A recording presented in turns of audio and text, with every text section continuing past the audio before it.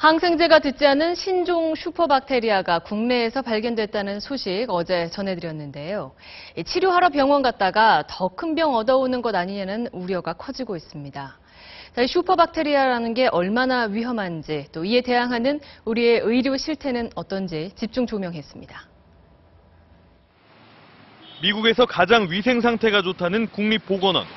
이곳에서 지난 2011년 슈퍼박테리아가 번져 11명이 숨졌습니다.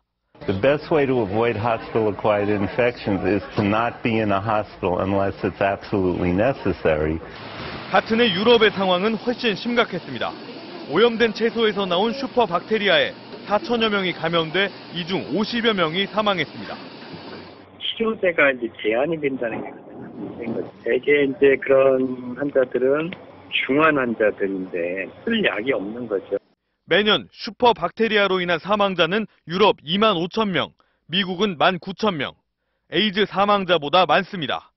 슈퍼박테리아는 전 세계적인 항생제 남용으로 더욱 강력해지고 있고, 우리는 OECD 국가 중 항생제 사용량이 최고 수준. 그래서 슈퍼박테리아의 근거지가 될 수 있다는 우려마저 나오고 있습니다.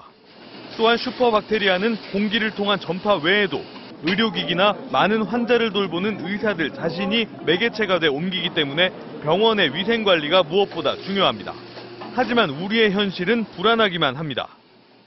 국내에서 새로 발견된 슈퍼박테리아 OXA232. 보건당국은 새로운 종류긴 하지만 병원성이 더 강한 것은 아니고 정상인은 감염돼도 큰 영향은 없다고 밝혔습니다.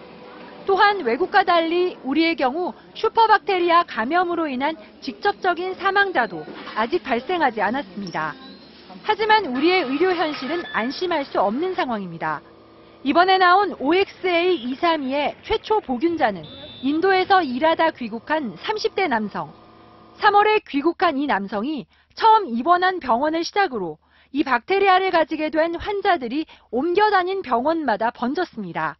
이렇게 단 2달 만에 13개 병원에서 60명이 넘는 보균자가 발생했습니다. 병원의 위생관리가 얼마나 허술한지 보여주는 단면입니다. 특히 우리나라는 일회용 의료기기의 재사용이 많고 입원 환자가 붐비는 대형 병원 집중 현상 때문에 병원 내 감염에 더욱 취약합니다.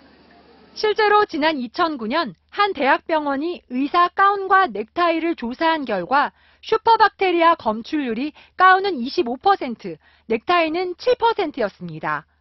또한 중환자실 혈액 감염 수준을 보면 우리나라가 미국과 독일보다 2배 이상 높았습니다. 시술을 할 때 완전하게 감염 예방 방지복이라든지 소독이라든지 이런 것들을 철저히 하는 것이 중요합니다.